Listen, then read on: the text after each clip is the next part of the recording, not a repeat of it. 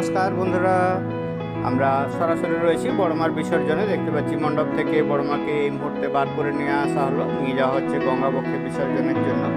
সাজিয়ে তোলা হয়েছে ফুলের মালা দিয়ে সুন্দর রূপে, সোনার উপর গয়না খুলে ফুলের গয়নায় সাজানো হয়েছে বড়মাকে। অপরা হয়েছে বড়মার বিসর্জনের জন্য সামনের অংশটি খালি করা হয়েছে। এরপর শুরু হবে প্রচণ্ড গঙ্গা জল দিয়ে বড়মাকে স্নান করানো। তারপরে বিসর্জন শুরু হয়ে গেল।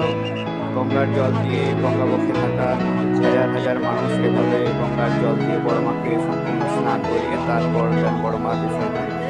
আর অল্পক্ষণের অপেক্ষা, তারপরে দেওয়া হবে বড়মার বিসর্জন। বিসর্জনটি দেখার জন্য দেখতে পাচ্ছি নদীর পক্ষ থেকে লঞ্চে করে, নৌকায় করে অনেক মানুষ এখানে অপেক্ষা করছে। সামনের জায়গাটি পুরো ফাঁকা করে দেওয়া হয়েছে।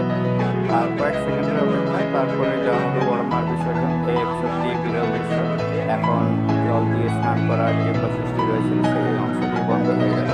চারদিকে দেখতে পাচ্ছি প্রত্যেক মানুষের হাতেই রয়েছে ফোন এবং ক্যামেরা। সবাই বড়মাকে শেষবারের জন্য ছবি তুলে নিচ্ছেন। পুলিশ প্রশাসন থেকে শুরু করে স্থানীয় মানুষজন এবং মন্দির কমিটির সমস্ত লোকজন, দেশ বিদেশ থেকে আসা সমস্ত মানুষ বড়মাকে শেষবারের জন্য দেখে নিচ্ছেন। এক বছরের অপেক্ষা, তারপর আবার দেখতে পাওয়া যাবে বড়মাকে। এরপরেই দেওয়া হবে দড়িতে টান এবং হবে বড়মার বিসর্জন। আর কয়েক সেকেন্ডের অপেক্ষা, তারপরে হবে বড়মার বিসর্জন। আমি একটু আপনাদেরকে জুম করে দেখানোর চেষ্টা করছি।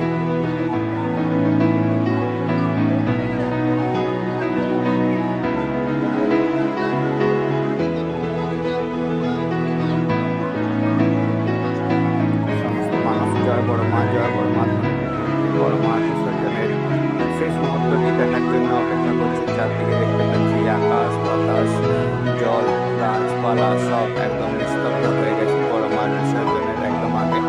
গঙ্গার জোয়ার এসছে, জল একটু সামনের দিকে এসছে। এরপরেই দেওয়া হবে বড়মার বিসর্জন। বিসর্জনের আগে শেষ মুহূর্তের একদম শেষ মুহূর্তের যে প্রস্তুতি, সেই প্রস্তুতি চলছে। তারপরে দেওয়া হবে বিসর্জন। আর কয়েক সেকেন্ডের অপেক্ষা, তারপরে হবে বিসর্জন।